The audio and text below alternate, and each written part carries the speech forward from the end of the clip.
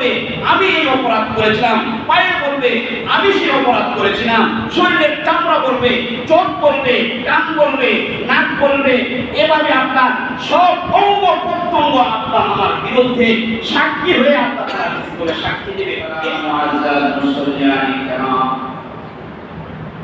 আজিজ সালাওয়াতের অসংখ্য অমূল্য শুকর নিয়ে আমাদের অত্যন্ত দয়া অনুগ্রহ করে অন্যান্য শুক্রবারের ন্যায় আজকে পবিত্র শুক্রবার দিনেও যথা সময়ে আপনার মসজিদে আসার বসার তৌফিক দান করেছেন। সেজন্য আমরা কালিমাতুল শুকর আদায় করি এবং শ্রদ্ধাজড়িত কণ্ঠে উচ্চ আওয়াজে মহাব্বতের সাথে বলি আলহামদুলিল্লাহ। সম্মানিত মুসল্লিয়ানে কেরাম, আমি আপনাদের খেদমতে মহাগ্রন্থ আল কোরআনের একটি আয়াত তিলাওয়াত করেছি। সূরা আহজাবের এক আয়াতে কালিমা তিলাওয়াত করেছি। আল্লাহ তাআলা আমাকে আপনাকে শুধুই না আমার আপনার আগে আসমান জমিন এভাবে পাহাড় পর্বতের কাছে একটা আমানত রাখার জন্য আল্লাহ প্রস্তাব পেশ করেছে। আল্লাহ আসমানের কাছেও প্রস্তাব পেশ করলেন, আমি তোমাদের কাছে একটা আমানত রাখতে চাই। জমিনের কাছেও পেশ করলেন, আমি তোমাদের কাছে একটা আমানত রাখতে চাই। পাহাড় পর্বতের কাছেও পেশ করলেন, তোমাদের কাছে আমানত রাখতে চাই। যে আমানতটা যদি তোমরা রাখো আর সেই আমানতের খেয়ানত না করো, আমানতকে রক্ষা করো, তাহলে তোমাদেরকে বিনিময়ে চিরস্থায়ী জান্নাত দেওয়া হবে। আর যদি আমানত গ্রহণ করার পর আমানত লঙ্ঘন করো, খেয়ানত করো, তাহলে এর পরিণাম ফল হিসাবে চিরস্থায়ী জাহান্নাম দেওয়া হবে। যখন আল্লাহ এই আমানতের কথা এভাবে পেশ করলেন আসমানগুলির কাছে, আসমান জবাব দিল, আমার যে আমানত গ্রহণ করলেন আর আমানত রক্ষা করতে না পারলে জাহান্নামে যাওয়া হবে। এত বড় দায়িত্ব আমানত গ্রহণ করা সম্ভব না, সাহস আমাদের নেই। জমিনও একই জবাব দিল, যে আমানত গ্রহণ করলে আর গ্রহণ করার পর লঙ্ঘন করলে জাহান্নামে যাওয়া লাগবে, এটা গ্রহণ করার সাহস আমাদের নেই। পাহাড় পর্বত একই জবাব দিল, গ্রহণ করলে আর গ্রহণ করার পর রক্ষা না করতে পারলে জাহান্নামে যাওয়া লাগবে, জাহান্নাম ভোগ করতে হবে, এটা গ্রহণ করার মতো সাহস আমাদের নেই। আল্লাহ বলেন, ইন্না আরাদনাল আমানাতা আলাস সামাওয়াতি ওয়াল আরদি ওয়াল জিবালি ফাআবাইনা আন ইয়াহমিলনাহা ওয়া আশফাকনা মিনহা ওয়া হামালাহাল ইনসান। সবাই যখন অস্বীকৃতি জানালো, পারবে না গ্রহণ করতে, মানুষ সেই আমানত, মানুষের কাছে যখন আমানতের কথা আল্লাহ প্রস্তাব পেশ করলেন, মানুষ তোমাদের কাছেও আমি আমানত রাখতে চাই। যে আমানত গ্রহণ করলে আর গ্রহণ করার পর সে আমানত রক্ষা করতে পারলে চিরস্থায়ী জান্নাত তোমাদেরকে দেওয়া হবে। আর আমানত গ্রহণ করার পরে যদি আমানত রক্ষা করতে না পারো, লঙ্ঘন করো, তাহলে তার পরিণাম ফলস্বরূপ জাহান্নাম।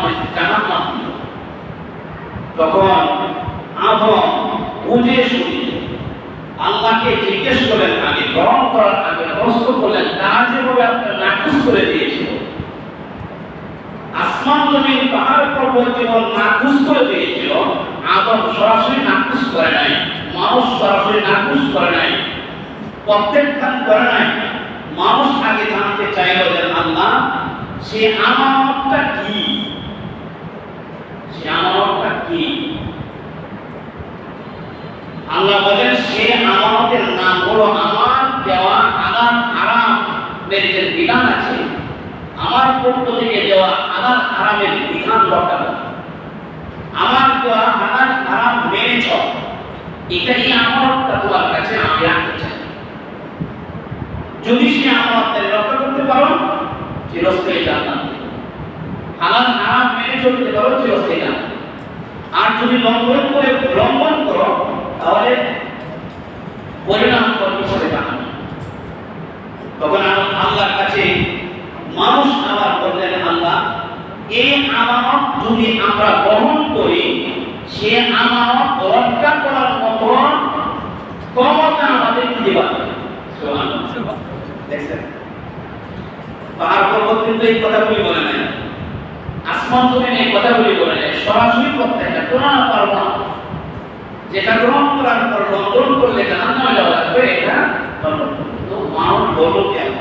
সে আমানত গ্রহণ করলে সে আমানত রক্ষা করার মতো ক্ষমতা তুমি আমাদের দিতে পারবে। সুবহানাল্লাহ। আল্লাহ বলেন, হ্যাঁ আমি ক্ষমতা দেব। সুবহানাল্লাহ। এবার মানুষ বলল, তাহলে গ্রহণ করলো। সুবহানাল্লাহ। আমানতটা কি বলছি? আমানতটা হলো আল্লাহর দেওয়া হালাল হারামের বিধান। আল্লাহ যত বিষয়কে হালাল হিসাবে ঘোষণা করেছেন, এই হালাল বিষয়গুলিকে মেনে চলা, আর যতগুলি হারাম বিষয়গুলিকে হারাম হিসাবে আপনারা সাব্যস্ত করে দিয়েছেন, এগুলিকে এড়িয়ে চলা। শক্তি দিলেন কে? মানুষ বলল গ্রহণ। সুবহানাল্লাহ। এখন এই আমানতদারি গ্রহণ করার পরে কিছু মানুষ আছে, সে আমাদের রক্ষা করতেছে,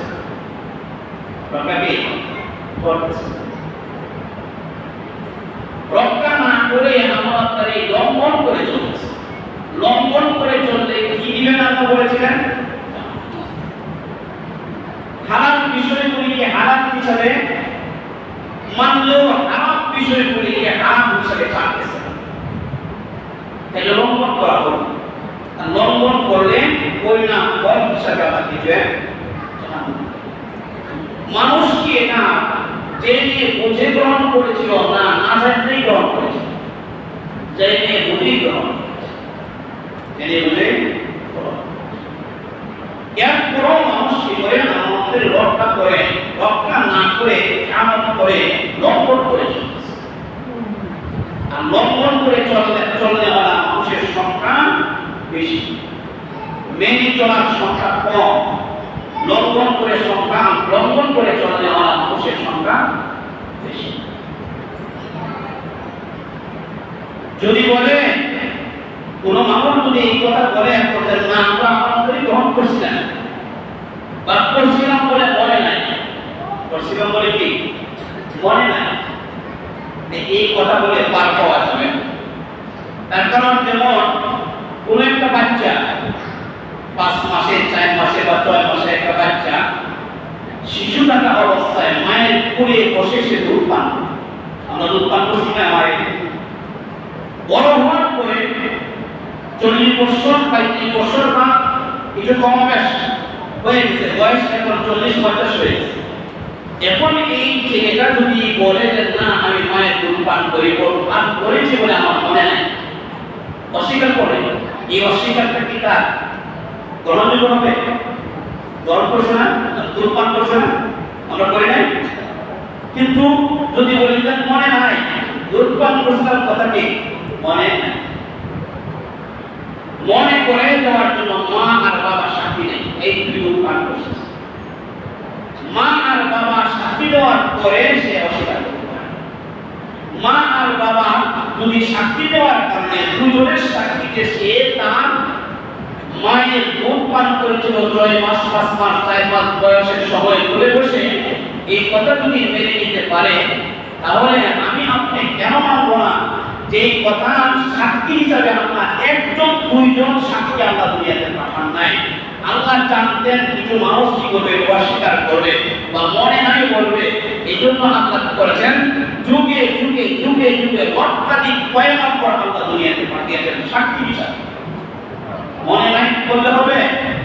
যদি বলতেন মনে নাই ওয়াদা দিতে আসছিলাম, আমানতদারি রক্ষা করবো বলে যে আমরা আমানত গ্রহণ করেছিলাম, তোমার বিধিবিধান মানবো, তোমার হারামকে হারাম মেনে চলবো, হারামকে হারাম মেনে ছেড়ে দেব, আল্লাহ জুলুম অত্যাচার নির্যাতন নিপীড়ন ইত্যাদি করব না। আল্লাহ মানুষের হক নষ্ট করব না, মানুষকে অকথ্য ভাষায় গালমন্দ করব না, মানুষের হক নষ্ট করব না, চুরি ডাকাতি লুটতরাজ রাহাজানি ইত্যাদি করব না।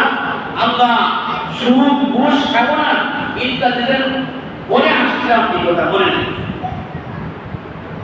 মনে নাই কথা আমি বলবো আল্লাহ জানেন। এই জন্য আল্লাহ কি করছেন, প্রমাণ স্বরূপ আল্লাহ কি করলেন, যুগে যুগে লক্ষাধিক পয়গম্বর বা নবী রাসূল পাঠিয়ে সুবহানাল্লাহ। এর লক্ষাধিক নবী রাসূল যদি সাক্ষী দেয়, মা আর বাবার সাক্ষী দেওয়ার পরে যদি মায়ের দিতে পারে, যে মায়ের দুধ পান করেছিলাম 6 মাস বয়সে, 5 মাস বয়সে মায়ের কোলে বসে, লক্ষাধিক পয়গম্বরের সাক্ষী মানবেন না, মানতে হবে না। অস্বীকার করার কি উপায় আছে? উপায় কাদেরকে আমরা জিজ্ঞেস করবেন, যে মানুষগুলি আমানতকারী লঙ্ঘন করে চলতেছে তাদেরকে জিজ্ঞেস করে তোমরা আমানত রক্ষা করবে বলেই তুমি বলেছিলে, আমানত গ্রহণ করেছে এখন লঙ্ঘন করে চলবে, গোনাহ করলে কেন, নাফরমানি করলে কেন, জুলুম অত্যাচার করলে কেন, চুরি ডাকাতি রাহাজানি লুটতরাজ করলে কেন, দুর্নীতি করলে কেন ইত্যাদি ইত্যাদি অপরাধগুলি যে করছো, যেগুলি করছো বল।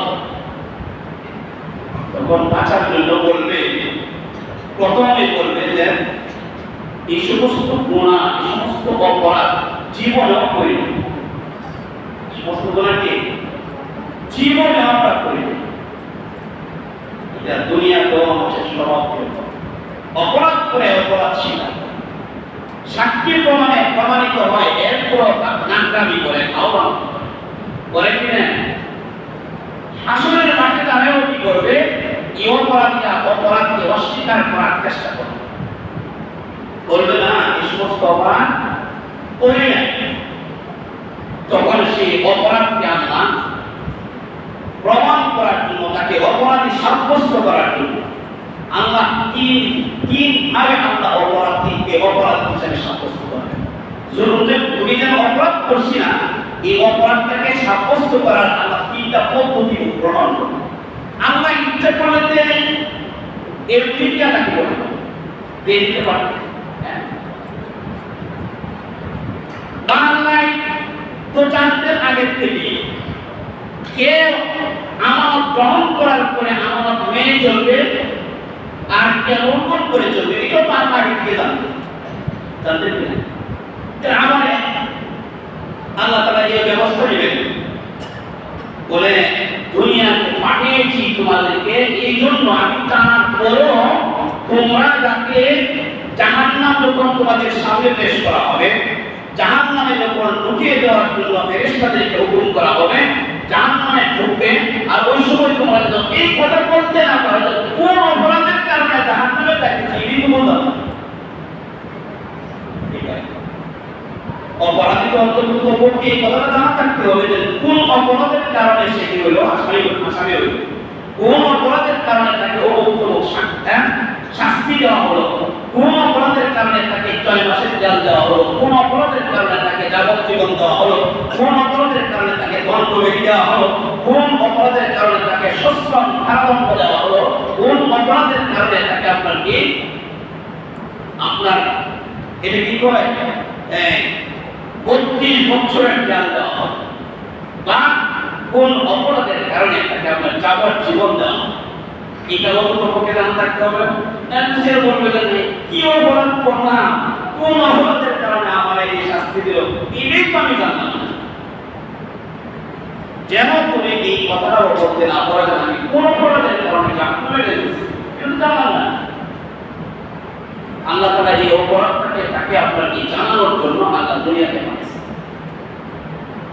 দুনিয়াতে পাঠিয়েছেন, যাও ওখানে যাও, ওখানে গিয়ে পরীক্ষা দাও, পরীক্ষা দিয়ে আসো, আসার পরে তুমি কোন অপরাধের কারণে জাহান্নামে যাইবা এটা যেন তুমি অস্বীকার করতে না পারো, তুমি চাইতে নাই যেন জাহান্নামে।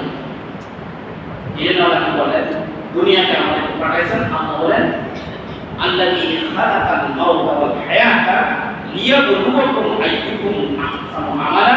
আমি তোমাদেরকে জীবন মরণ দিয়েছি, জীবন মরণ নামক দুইটা জিনিস, একটা হায়াত একটা মরণ। আমি হায়াত আর মরণকে সৃষ্টি করেছি লিয়াবলুয়াকুম আইয়ুকুম আহসানু আমালা, কে তোমাদের মধ্যে উত্তম আমল করে ভালো আমল করে এটা দেখার জন্য দিলেন। সুবহানাল্লাহ। আমি দেখব তোমাদেরকে পরীক্ষা করে যে ভালো আমল করো উত্তম আমল। জীবন কি এমনি দিয়েছেন, মরণ কি এমনি দিয়েছেন, না কোনো কাজে দিয়েছেন? কি কাজ? পরীক্ষা করবেন আল্লাহ, কে ভালো পথে চলে আর কে মন্দ পথে চলে, কে ন্যায় আমল করে কে গুনাহ আমল করে। আর তাকে আল্লাহ তাআলা দুনিয়াতে পাঠানোর আরেক উদ্দেশ্য হলো যেন সে অপরাধ কি করছে, কোন অপরাধের কারণে সে জাহান্নামে যাচ্ছে, এটা যেন সে আপনার জানতে পারে, যেন এই কথা বলতে না পারে আল্লাহ কোন অপরাধের কারণে আমাকে জাহান্নামে যাওয়া উচিত, কিন্তু বলতে না।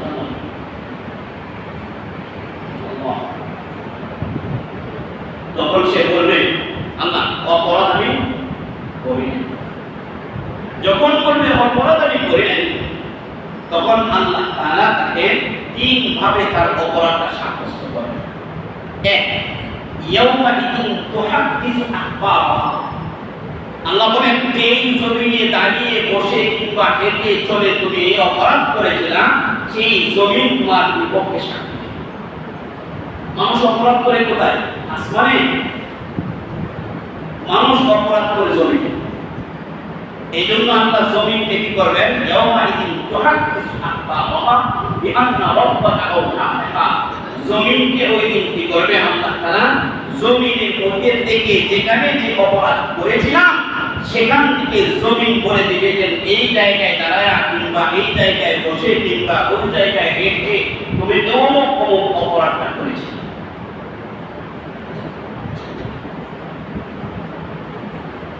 এক নাম্বার দুই কাতে দুজন ফেরেশতা আছে, কিরামান কাতিবিন ইয়ালামুনা মা তাফআলুন, কিরামান কাতিবিন। আল্লাহ দুজন ফেরেশতা রেখে দিয়েছেন দুইটা কাজী, দুজন ফেরেশতা, একজন ফেরেশতার নাম মুনকার আর একজনের নাম নাকির। মুনকার নাকির দুজন ফেরেশতা আল্লাহ তাআলা কি করেছেন? কিরামান কাতিবিন হিসাবে কাজের মধ্যে রেখে দিয়েছেন। ডান কাজের ফেরেশতা বান্দা জীবনে যত নেক আমল করে সব নেক আমলগুলিকে ডায়েরি করতেছে, আর বাম কাজের ফেরেশতা বান্দার জীবনে যত রকমের গুনাহ কাজ করে, যত রকমের অন্যায় অপরাধের কাজ করে, যত রকমের জুলুম অত্যাচার নির্যাতনের কাজ করে, চুরি ডাকাতি রাহাজানি লুটতরাজ আর দুর্নীতি করে, সবগুলি এই পাপের কথা ফেরেশতা বাম কাজের ফেরেশতা এগুলি ডায়েরি করে রাখতেছে। বাম কাদের ফেরেশতাও ডায়েরিভুক্ত করে, ডান কাদের ফেরেশতাও ডায়েরিভুক্ত করে। তবে দুজনের দুইটা ডায়েরি, একজন নেকের ডায়েরি করে আর একজন বাম, ওদের ডায়েরি। তো ডান কাদের ফেরেশতা আমির, বাম কাদের ফেরেশতা মামুর। সুবহানাল্লাহ। তাবলীগ জামাতের ভাইরা কিছু সহজে বলতে পারেন আমির আর মামুর কারে, আমির একজন থাকে কি আমির আর বাকিরা কি মামুর। আমি করতে পারি মামুরদের পরামর্শ ছাড়া, আপনার মামুরদের কথা ছাড়া আমি ভালো মনে করে করতে পারেন। আমি ইচ্ছা করলে পরামর্শ করেও সিদ্ধান্ত দিতে পারেন, পরামর্শ ছাড়াও আপনার সিদ্ধান্ত দিতে পারেন। আর মামুররা হলো তাদের খেয়াল পেশ করবে, মামুররা নিজের ইচ্ছা মতো কিছু করতে পারবে না। আমি ডান কাদের ফেরেশতা আমি, বাম কাদের ফেরেশতা মামুর। যেহেতু ডান কাদের ফেরেশতা আমি, এই জন্য ডান কাদের ফেরেশতা বান্দা যখন কোন একটা নেক কাজ করার নিয়ত করে, নেক কাজটা করার নিয়ত করার সাথে সাথে করে ফেরেশতা ডান কাদের ফেরেশতা একটা নেক তার আমলনামায় লিখে দেয়। সুবহানাল্লাহ বলবেন না? একটা নেক আমল তার আমলনামায় লিখে দেয়। এখনো নেক আমল করে নাই, এখনো কি নেক আমল করে নাই, শুরু কি করছে? নিয়ত করছে নেক আমল। যেমন নিয়ত করলো আজকে অমুক জায়গায় ওয়াজ মাহফিল হবে, ওয়াজে যাব। অমুক জায়গায় তাফসীর মাহফিল হবে, আমি তাফসীরের মাহফিলে যাব। অমুক জায়গায় আজকে ইয়াসকাই একটা জলসা হবে, ইয়াসকাই জলসায় যাব। অমুক জায়গায় আজকে বুজুর্গ আসবে, অমুক বুজুর্গ আসবে, আমি বুজুর্গের মাহফিলে যাব, বুজুর্গের চেহারা দেখব, আলিমের চেহারা দেখব। আর আলিমের চেহারা দেখলে রাসূল বলেন মান আহাব্বাল ইলমা ওয়াল উলামা লাম তুকতাব লাহু খাতিআতুহু ফি আইয়ামি হায়াতিহি। আল্লাহর রাসূল বলেন যে ব্যক্তি নাকি কোনো আলেম বা এলেমকে মহব্বত করে, আলেম অথবা এলেম, আলেম যিনি এলেম শিখেছেন তাকে বলে কি আলেম, আর যেই বিদ্যাটা শিখেছেন এটার নাম কি এলেম। এলেমকে মহব্বত করে অথবা আলেমকে মহব্বত। আল্লাহ রাসূল বলেন মান আহাব্বাল ইলমা ওয়াল উলামা, যে আলেম বা এলেমকে মহব্বত করে, আলেম ওলামাদেরকে মহব্বত করে, এলেমকে মহব্বত করে, তাদের সাথে ভালোবাসা রাখে, আন্তরিকতা রাখে, আল্লাহ রাসূল বলেন তুকতাব লাহু খাতিআতুহু ফি আইয়ামি হায়াতিহি, আর জিন্দেগির কোনো সগীরা গুনাহ লেখা হয় না।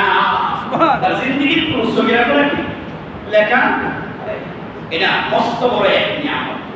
আলেমের চেহারা দেখা, আলেমকে মহব্বত করা, হাফেজকে মহব্বত করা, এটা আপনার কি আল্লাহ তাআলার পক্ষ থেকে মস্ত বড় এক নিয়ামত। বলেন সুবহানাল্লাহ। তাহলে যেমন নিয়ত করলো আজকে অমুক জায়গায় যাবো, অমুক বড় আলেম আসবে, ওনার চেহারা দর্শন করবো, সগীরা গুনাহ মাফ হবে। রাসূল বলেছে সগীরা গুনাহ জিন্দেগিতে লেখা হবে না, বাস নিয়ত করছে কোনো কিছু, কোনো কি হয়তো মাহফিল হবে আপনার বিকালে, নিয়ত করে সে সকালে দুপুরে এখনো যায়নি, ফেরেশতা আমি দিলা আছে ডান কাঁধে এক করে একটা নেক দিয়ে দেন। সুবহানাল্লাহ। মামুরের কাছে জিজ্ঞাসা করা, ওই জায়গায় বলছিলাম আমি ইচ্ছা করলে মামুর সাথে পরামর্শ করেও লিখতে পারে, পরামর্শ তারাও নাই, প্রয়োজন নাই, উনি নেক একটা নেক দিয়ে দেন। যখন একটা নেক করে ফেলি, নিয়ত করার সাথে সাথে এক নেক লেখা হয়, নিয়ত করার পরে যখন সেই নিয়ত পুরা করে ফেলে, নেক আমলটা করে ফেলে, করার সাথে সাথে ওই ডান কাঁধের ফেরেশতা একের বদলায় কমপক্ষে 10টা নেক লিখে। সুবহানাল্লাহ। ভাইয়া আর বাম কাঁধের যে ফেরেশতা তার কাছে কোনো বান্দা গুনার কাজের নিয়ত করেছে, গুনার কাজের নিয়ত করেছে, তাই মামুর তো আমিরের কাছে জিজ্ঞেস করে করবে। সুবহানাল্লাহ। মামুর যেহেতু আমিরের কাছে জিজ্ঞেস করার আগে কি করব, সে তো একটা গুনার কাজের নিয়ত করছে, লিখবো কি 60 লিখবো আমি গুনাহ। এখানে আল্লাহ কত বড় দয়াবান, আল্লাহ কত বড় মেহেরবান, আল্লাহ কত বড় আমার আব্বার প্রতি দয়ালু। আল্লাহ ফেরেশতাকে বলে বান্দা তোমার নিয়ত দিলে করব, গুনার কাজ করার নিয়ত দিলে করব, এখনো তো করে নাই, লেখিস না। সুবহানাল্লাহ। আগের নিয়ম অনুযায়ী এটাও তো আমার আপনার চুকিয়ে কয়, এটা নিয়ত করার সাথে সাথে যখন একটা লেখা দিয়েছে, এটা একটা লেখা দরকার ছিল, কিন্তু আল্লাহ এখানে দয়াবান বান্দা। সুবহানাল্লাহ। লেখিস ডান কাজের ফেরেশতারে জিজ্ঞেস করে লিখবো, ওনা লিখিস না, এখনো করে নাই। আমি সবকে জিজ্ঞেস করে লিখবো, ওনা লিখিস না, এখনো করে নাই। সময় দে ইত্যাদি সা, 1 ঘন্টা সময় দে, 1 ঘন্টা অপেক্ষা।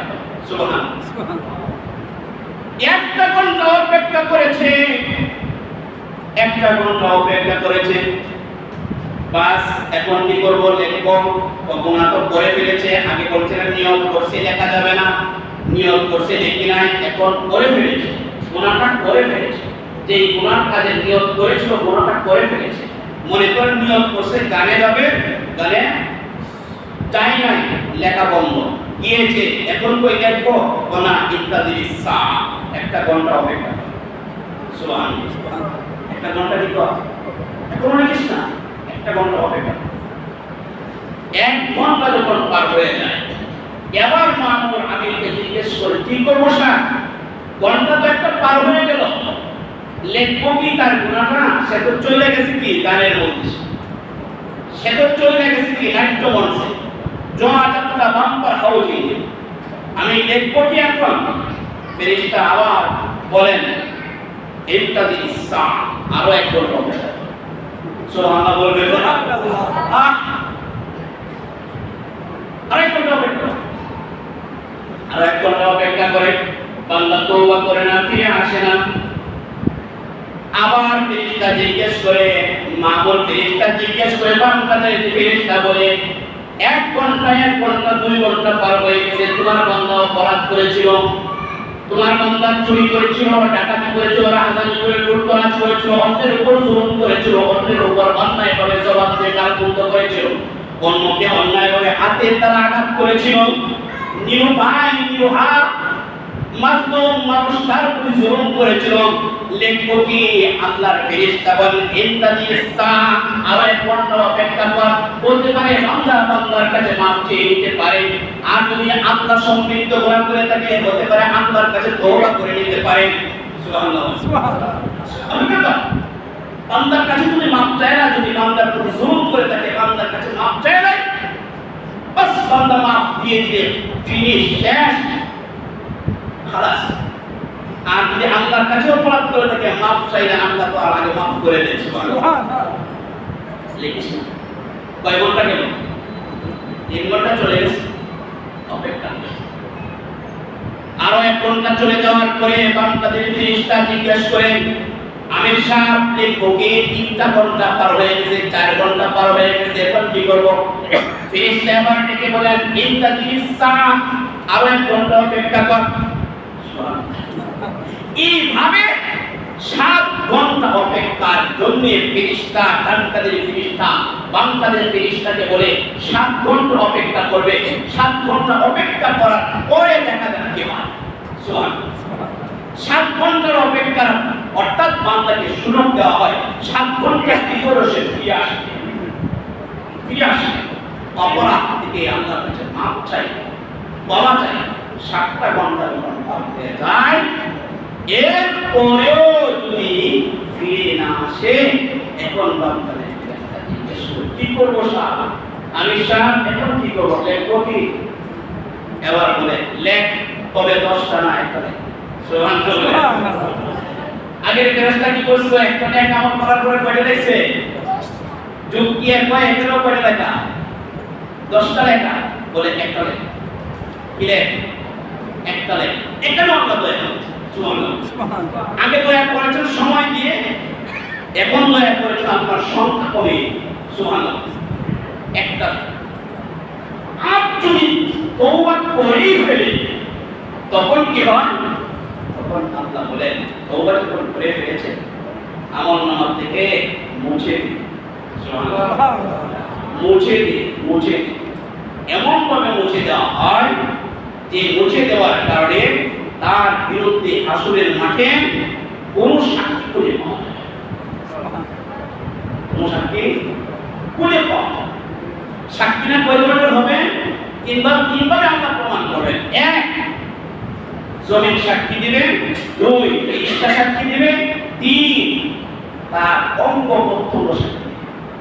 যে অঙ্গে গুনাহ করেছিলাম মুখে করে থাকলে মুখ সাক্ষী দিবেন, মুখে করে থাকলে মুখ, হাতে করে থাকলে হাত, পায়ে করে থাকলে কি পা। আর ওই দিন বিশেষত কোরআনের এক আয়াত আল্লাহ বলেন আল-ইয়াওমা নাখতিমু আলা আফওয়াহিহিম ওয়া তুকাল্লিমুনা আইদিহিম ওয়া তাশহাদু আরজুলুহুম বিমা কানু ইয়াকসিবুন।